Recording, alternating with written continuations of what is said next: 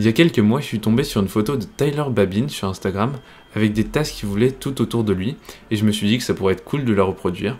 Alors aujourd'hui, je vais vous apprendre comment est-ce qu'on fait ça.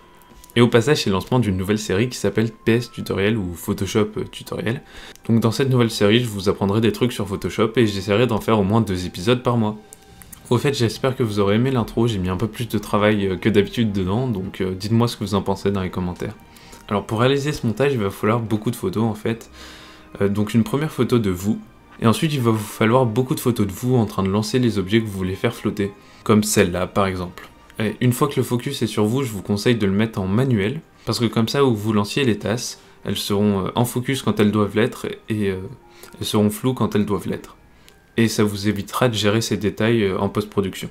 Ensuite vous importez toutes vos photos dans Photoshop. Vous allez mettre la photo de vous tout en dessous et ensuite toutes les autres photos de tasses au-dessus de vous.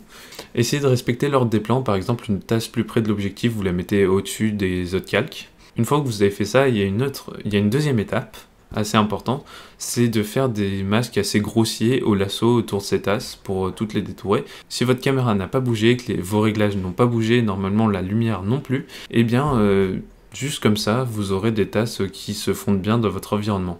Et maintenant, c'est la partie la plus compliquée. S'il y a des objets qui se superposent, qui passent devant vous ou devant d'autres objets, et bien là, il va falloir un détourage plus précis avec l'outil plume par exemple. Ça prend à peu près 5 minutes par objet, donc c'est pas un montage très chronophage.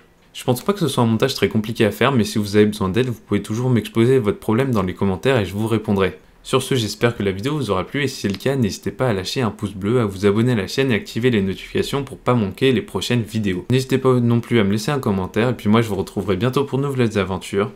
Salut!